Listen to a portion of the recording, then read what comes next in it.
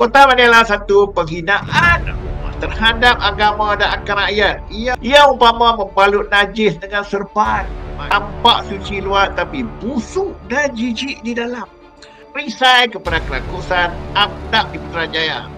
So, jika ada anda benar-benar sayang Malaysia, bangkit dan tolak pengkhianatan Kota Mani bukan lambang kebencian, ialah satu keangkuhan seorang pemimpin yang lupa daratan.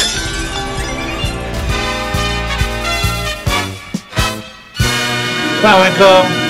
Salam sejahtera. Selamat malam. Mengenai isu Kota Madani. Bagaimana ketua-ketua kepala walaun ada saja yang tak kena. Yang tak menarik ini kenyataan daripada apa ni? Aduh, Wan Ahmad Faizal mengenai Kota Madani. Okey, sudah tiba masanya pun. Hebat kenyataan Wan Ahmad Faizal. Rakyat dan pejabat awam membuka mata terhadap helah licik rejim Madani yang semakin terpisah daripada realiti rakyat. Aduh, tegar. Seruan Perdana Menteri agar pejabat awam mempertahankan projek Kota Madani bukan saja setakat dangkal, malah melambangkan tahap kebongkakan dan penyelewengan keutamaan yang melampau.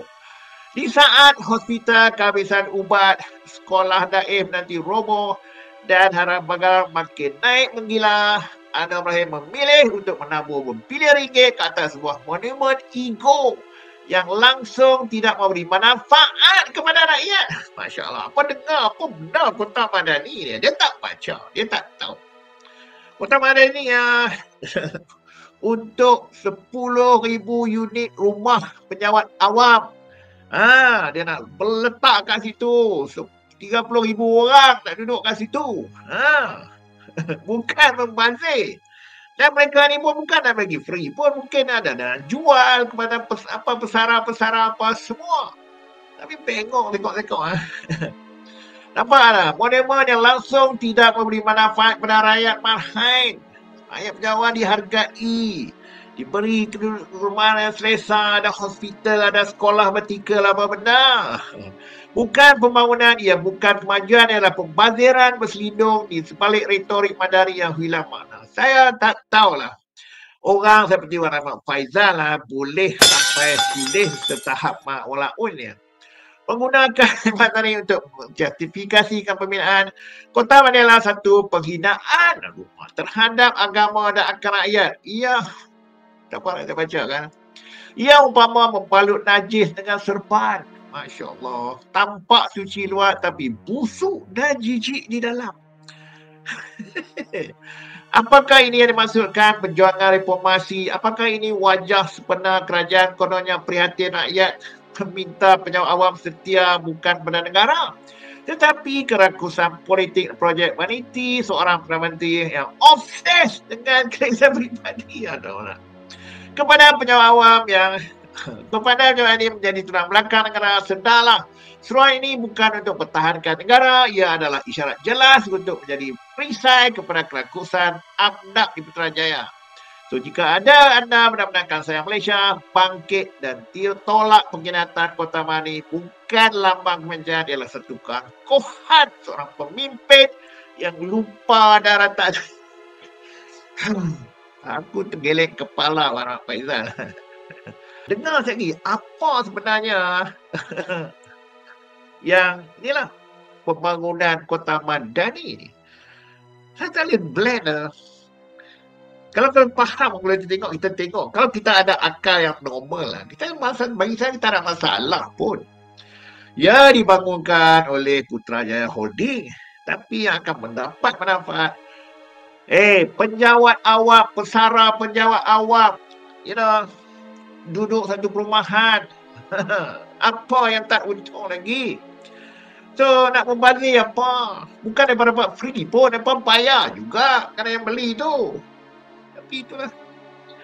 Bila dia baca tajuk bila ada kebencian yang melampau itulah pemimpin lupa darah sampai ayat dibalut najis dengan serban. Aduh, sampai kita itu tak boleh blend Okey, thank you sekali lagi Expedia Mak Jangon. Dan projek ini bernilai 4 bilion akan dibangunkan oleh Putrajaya Holding menerusi model kerjasama awam swasta berkonsepkan build, lease, maintain and transfer. 10,000 unit kuartus kediaman berintensiti tinggi yang mampu menampung lebih 30,000 penduduk, sekolah, pelbagai kemudahan hospital dan dijangka siap pada tahun 2027. Saya nak kira 4 bilion diperuntukkan. Mereka tu cerita seolah kerajaan membazir, bagi 4 bilion dah hilang. Seolah duit kerajaan tu tak dapat apa. Sedangkan 4 bilion tu digunakan untuk pembangunan. Dikeluarkan oleh Putrajaya Holding. Dia akan mengeluarkan duit dulu. Dan lepas tu, saya rasa akan dijual kepada pejabat awam. Kalau 10,000. 10,000 ingat Kalau kita letak harga rumah 300,000. Kita dah dapat 3 bilion. Tu belum kira rumah, kedai apa lagi.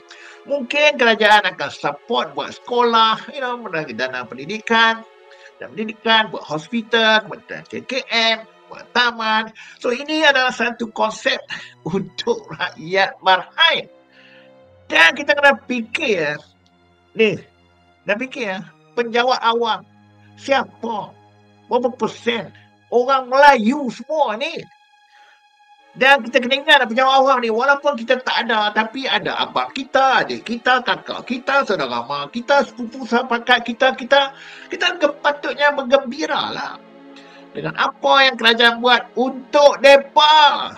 Apa yang Jangon ni yang mengarut sakan ni. Betul tak? Ini sebagai hebat dari apa sampai nak membalut serban dengan tai apa semua. Masya Allah. Betul. Boleh nak di plan langsung. Okey, kita dengar balik sekali lagi apa kata Nur Ibrahim mengenai Kota Madani ni. Okey. Biasa semua isu itu jadi bahan hantaman politik. Saya tak kisah itu, tapi cuma nak sebut di sini kita tahu masalah dakwah perubahan mereka. Bahawa yang tunggu beribu, yang rosak pun beribu unit. Tapi dalam beberapa tahun kebelakangan ini, 98% yang rosak itu sudah diperbaiki dan diduduki. Dan ini diteruskan, dia ucap tahniah kepada Perbadanan Putrajaya. Perbadanan. Apakah cukup? Tak cukup. Kalau semua diperbaiki, masih ribuan tunggu.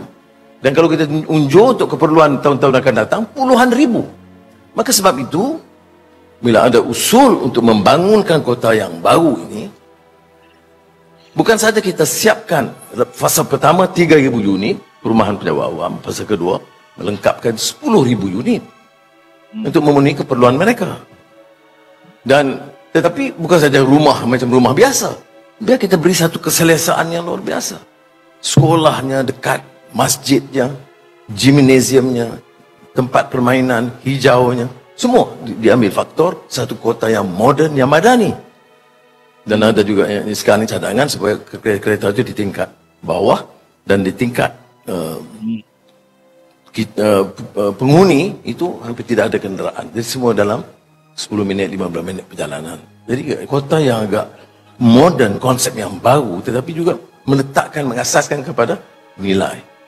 Sebab itu bagi penjawat awam, perhatikan fakta ini dan pertahankan konsep ini, kerana ramai yang tidak senang.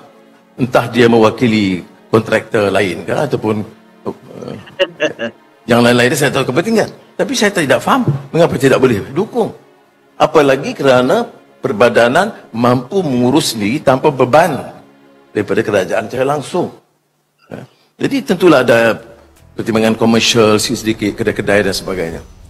Ini saya anggap kerana dengar daripada PSN, KPP, tak habis-habis, rumah tak cukup. Jadi kita cuba.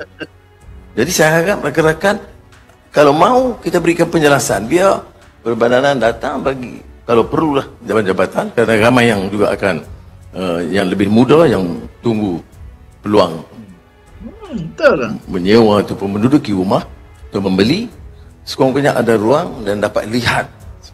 Kerana saya dalam konsep ini sebaiknya bukan sekadar membangun dan membangun rumah dengan nilai yang kita pertahankan.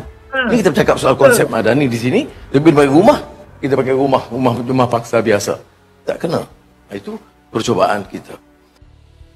Itu pun ditentang. Tapi saya tak boleh blend Mat Jagon.